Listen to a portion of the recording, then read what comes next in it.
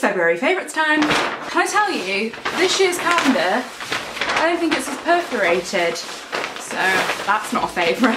Hello, welcome back to my channel. My name is Alice, and today I thought I would chat through the few beauty bits and bobs that I have been trying and the other bits that I have been loving throughout the month of February. I'm just going straight into it, you know. I feel like in my past few videos I've mentioned my podcast, but it goes up the last Monday of every month. So it literally went up a few days ago. So if you're interested, it'll be linked down below. I'm talking about adulting and how not fun that can be. Anyway, I'm going to start with lip products because I've got two lip products that I've been loving. Everything that I'm talking about, I'm either putting a positive spin on or I've been enjoying. Anyway, so I'm going to start with the lips, and I've got one of them on today and the other one has been the red that I've been wearing, both in my fashion hacks video, and there's another video where I wear the whole thing where I'm in stripes with red lipstick, but I can't remember what video that is. So let's talk about the one that I've got on today. I just kind of pulled this out of my stash, to be honest with you. So this is a Lime Crime Plushie, and this is in the colour Butterscotch,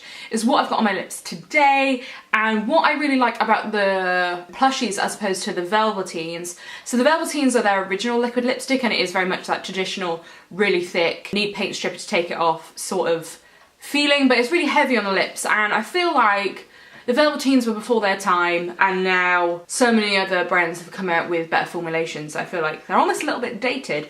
But the Plushies, however, is kind of like a sheer liquid lipstick, which you might think like that's not something that you want, but it's kind of works more like a stain. It's a lot more comfortable to wear, like it's super duper comfortable, like, and also it doesn't really dry your lips out. I tend to always sort of pop a lip balm on every morning anyway, so then popping this on top, I have no issues wearing this multiple days in a row, and it's just a little bit more natural looking than a very like block colour, which I find particularly with nudes is something that I want, unless for whatever reason I'm wearing sort of like a nude on a night out. I kind of think if Glossier Generation G lipsticks were made into a liquid lipstick, that's kind of the vibe that you get from them. It's like a liquid lipstick, but it's just a little bit more pared back, natural, comfortable and soft, which I quite like, and it can be, yeah, it's almost like a stain. I'm kind of on the opposite end of liquid lipstick spectrum. I've got this lipstick by Jeffree. So this is the colour Checkmate, which I told my friend the wrong colour. I told them it was Flamethrower because she asked me what lipstick I was wearing, and I said Flamethrower, which is the orange one that I have,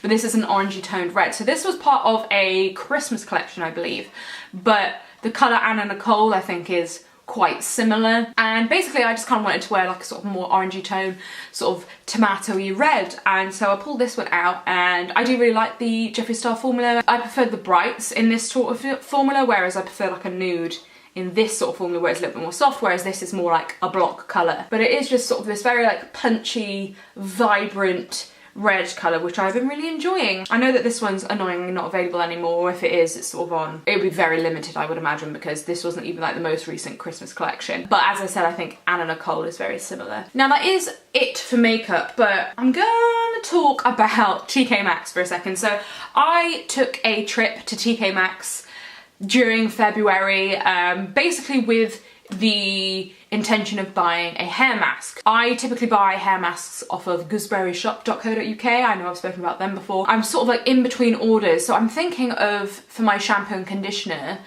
trying out that Function of Beauty, that sort of tailor-made service. I haven't placed an order yet or anything. If you have tried that, please leave it down below how you feel about it, because I would definitely make content on it as well if I do decide to do it. But yeah, so I'm sort of in between orders with that, so I haven't got a hair mask, and because I'm thinking of doing that, like I'm sort of running out of conditioner a little bit.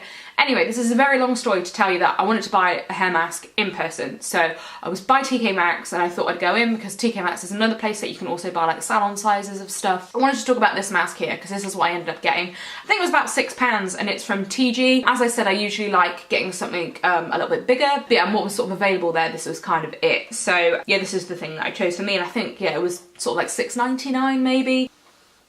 Oh my god, I'm sorry. I got ahead of myself. For this sort of product, as you can see, I've used quite a lot of it again because I'm sort of running out of normal conditioner, but it's really good. So this is the Tigi Colour Goddess, and it smells like Butterscotch Angel Delight. For a while I was like, what is this smell from my childhood? It is like sickly sweet. I was like, is it like burnt caramel? But it's not, it's Butterscotch Angel Delight, which I hadn't had in years, but So that's one thing, so that's what my hair smells like at the moment if you're wondering. But also it's just like a really nice mask. I used to have sort of dip dye blonde ends, but I've since dyed them brown. So also the sort of colour saving agent is something that I'm interested in because half of my hair is dyed. This is a really good mask. If you see it in TK Maxx, go for it. And I thought I'd mention another TK Maxx purchase because I went in there for a hair mask. I did come out with more. And this is one of the things I found in there. Is it Ceramidin or Ceramidin? It's the Dr. Jart Ceramidin liquid. So they have sort of a whole range. And I think then there was like a bunch of these in there. I think they basically just changed the packaging. So this is the serum, basically. And I sort of bought this kind of thinking like as a nice day serum. And I can tell you, like, I don't like to talk about skincare too quickly. Like, I like to sort of really play with it and sort of see if it really does make any difference and works for me before I recommend it. However, I can like feel the softness in my skin from using this. But yeah, maybe this is an interesting product for me to pick, but that being said, I feel like during the day I just want a sort of like nice, not too rich, but like controlled moisture in my face, because if I then put sort of like powders and stuff, I don't want my face to look a little bit crusty. And although global warming is alive and well, it is February, so I thought that was sort of my thought process behind buying it. And anyway, you know, and you get quite a large bottle. This is 150 millilitres, which for a serum, that's a big bottle. Definitely check out your local TK Maxx for one of these, because I think I paid something like £12 for it, and I think they're supposed to be 33, which again, for 150 millilitres of a high-end serum, that's still a good price. Would recommend that. And then funnily enough, for my last two beauty favourites, they're to do with hands. So I'm gonna start with this one. So this is the Earle Gentle Face Exfoliator. And yes, I did say I was gonna be talking about hands. So I got this sort of in like a big bump set from Earle, thanks mum.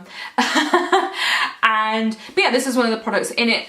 And I've sort of used it on my face a few times, but it's like quite creamy. Like, it is a very similar consistency to the Cleanse and Polish by Earle. So when I sort of like put it on my face and then also washed it with the Cleanse and Polish, like, it felt quite heavy on the skin. Like, I found personally for me, it kind of sat on the skin a little bit more than I wanted it to. And also just due to my type of skin, I really notice a difference in my skin when I am both physically and chemically exfoliating my face. And for a physical exfoliant, I would want something a little bit more gritty and something a bit more sort of full on, which I understand that not necessarily everybody wants that, but it's something that I want from a physical exfoliant. Anyway, so I didn't want to like throw it away because it's one of those products that's not necessarily a bad product, but it's just not a good product for me. But it was just something that I wanted to find another use for it, because I use scrubs in all manner of places. That sounds weird. But anyway, so that combated with, remember it snowed in February, remember it was cold? It's literally like not a cloud in the sky right now. Oh my, that's terrifying, isn't it? Anyway, I don't want to be a Debbie Downer. And I also have not great hands. Like, if I was Elizabeth I, that's really, okay, I feel like I have to explain that reference. If you ever noticed every painting of Queen Liz I, she's always like got her hands out because she was a particular fan of her beautiful hands, which I don't have at all. I've got like the hands of a child. I never stick my, apologies, I never stick my middle finger up because it just looks really inoffensive. That took a turn. Anyway, so I thought, hey, like, my hands were a little bit dry, a little bit crusty, just because of A, the weather, B, my work. So I thought, hey, I need to sort of maybe scrub my hands a little bit, get a little bit more, pay a little bit more attention to them. So I've used this as a hand scrub. And as a hand scrub, it's great. Now, obviously, this is a very expensive hand scrub, and I wouldn't necessarily say, go out and buy this as a hand scrub. However, if you do have a scrub lying around that is not great for your face, or not great for your body, or like also you could use like your face scrub or your body scrub for your hands, you can definitely do that if they need a little bit extra TLC. But I do know, like, for example, like brands like St. Ives do like a lot more. I mean, I personally use their apricot ones, which are a little bit more heavy duty, but I do know that they have ones that are more creamy, so definitely you could use that. I just wanted to sort of mention that you can repurpose products. You don't have to necessarily always use them for what they say on the tin. This hasn't been the only hand product that I've been using. I know I mentioned I wanted to use it and I picked it up and here we are. We got this far without a beauty pie product, guys. What? You thought we were gonna get through it, didn't you? Oh no, no. Anyway, so this is the Beauty Pie Super Retinol Anti-Aging Hand Treatment. Again, sort of, I feel like I need to start looking after my hands a little bit better. And I use their Plantastic hand cream that comes with me everywhere in my handbag. And then this is what I keep on my bedside table, which is just over here. When I remember, let's be honest, this is what I put on at night. And the thing is with retinol, you need to use an SPF, so I guess I'm a little bit frustrated that Beauty Pie don't offer a sort of counterpart hand cream for the day with this, with SPF in. But actually I do use their Super Light SPF 25 on my hands in the morning when I've used this the night before. I don't use this every night again. I don't know if you sort of could. Yeah, it says each evening, so it is mild enough that you could use it every night, although admittedly through just scared of being not clever with my SPF and also forgetfulness and falling asleep with the light on. Oh my god, I do that all the time. I don't use this every night, but I do use this a good few times a week. And yeah, and then in the morning I'll pop on that Super Light SPF, which I don't find is horrible on my hands. I've got a technology favourite. I've got a piece of equipment. It looks a bit terrifying. So this here is the Philip's Steam and Go, incorrect. The Steam and Go Plus. This here is, yeah, basically a portable steamer. Don't know if I mentioned it around Christmas, but this is what I wanted for Christmas from the old Rellies. Not specifically this steamer, but a steamer. Like, I don't have an ironing board. I feel like ironing is so 1955, and I don't iron most of my clothes. Like, I don't own an iron. And it's just sort of, I've always just, if I wanted something to have the creases come out, I'd put it in the bathroom whilst I'm having a shower.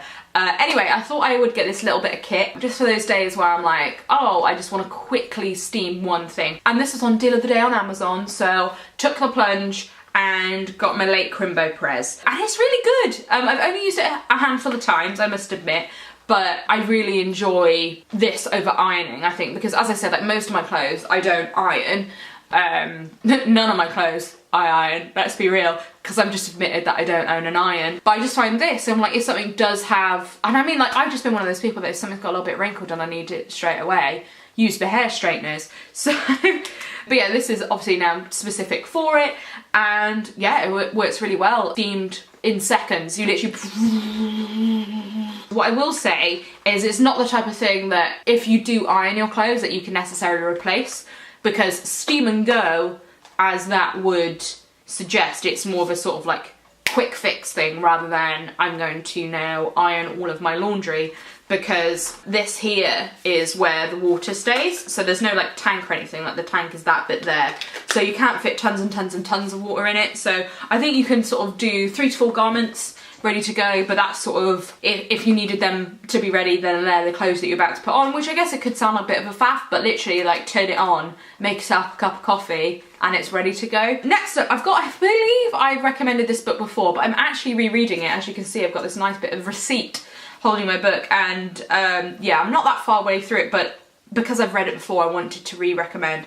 It is the Little Black Book, A Toolkit for Working Women, a Sunday Times bestseller, and this is just, it's like a little bit more geared towards women in a creative industry, but also if you're not a woman or you're not in a creative industry, I still think it is really helpful. Just talking about stuff like networking and being productive, basically the working world and how to get into it and how to sort of look after yourself, really. I reckon you could read this a chapter a night, and in, well, yeah, if you want to go Monday through Friday in 2 weeks, you would have read the whole book. And it's concise, and it's well written, and it's accessible, and I think it's really handy. I'm going to let you know my favourite tip from it, which sounds really simple, but is something that, since I guess I've been conscious of it, I've noticed the sort of benefits of it, which is tell your friends and family. Tell all your friends, hang on. Thank you, yeah. Tell your friends what you want to do in life. Tell your friends and family what you want, because those people in your life, they probably want to help you out, you know, and if they don't know what you want, if they don't know what your aspirations are, they can't tell you of, oh wait, did you hear about this workshop happening? Oh wait, did you know that, oh, my friend does this and this and this, or have you read this? It sometimes is who you know, not what you know. But if the people that you know don't know what you want, or what you're after, or what your aspirations are, how can they help you? And people particularly have your best interests at heart, and also it's not that much of an effort. Like, I think, yeah, just don't keep everything to yourself, man. I think for me that was, I guess, the biggest tip that I've taken from it, rereading it as well. I've got two sort of, well, a television and a movie favourite.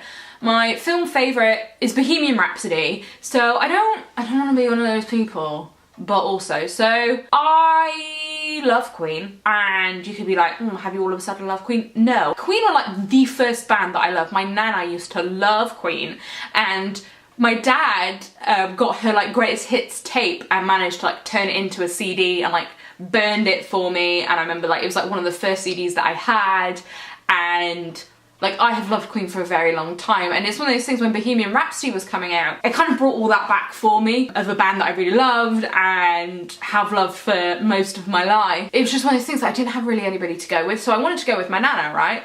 But she was like, oh, those fake teeth, I don't want to go, blah, blah, blah. Then I found out she went with her mate Mary, and I was livid. So it's still been in cinemas, and my boyfriend was like, well, let's go to the cinema. I haven't been to the cinema for a while. Bohemian Rhapsody's on. Anyway, I went, and I cried because it's not a sad film per se. It just all came flooding back that I loved this band, and I loved what they stood for, and I loved their music, and I guess it was just one of those things I was also putting off going because I knew I'd get emotional about it. And I did. Oh my god, I've been recording for almost half an hour. How does this happen? How does this always happen? Alice, stop talking. Last but not least, I want to talk about The Staircase. So The Staircase is a programme on Netflix. It has been out, I think it came out sometime last year. But anyway, my housemate and I were looking for something to watch together. And lo and behold, we started watching The Staircase. Anyway, I've just watched the episode The Verdict. There's 3 more episodes to come. So it's all kicking off. Anyway, I'm very much enjoying it, and if it's just something like me that you knew came out and skipped over, it is really interesting to watch because like it is just so very much fly on the wall with it all, with the whole documentary. So basically it's about whether or not they believe this prominent writer in a community killed his wife and like setting it up as if she fell down the stairs. It's kind of like a whodunit, but it's also just really interesting to sort of like look into his life. It's sort of set in, I think it's North Carolina, and so looking at how they view bisexuality and how that can affect a jury. Anyway, it's very interesting. I would 100% recommend. I'm gonna stop talking now. If there's anything you'd like to see from me, I'm always happy for suggestions. And I look forward to seeing you soon. Bye!